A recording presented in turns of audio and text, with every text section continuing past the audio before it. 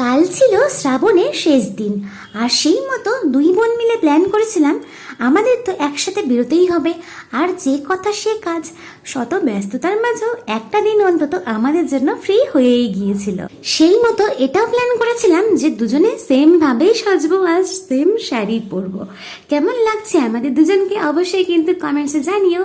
এরপরে আমরা রেডি হয়ে চলে গিয়েছিলাম পাতালেশ্বরে। আর চারিদিকে যা দেখলাম, ভিড়ভাড়টা কম থাকার কারণে আমাদের জল ঢালা খুব তাড়াতাড়ি হয়ে গিয়েছিল।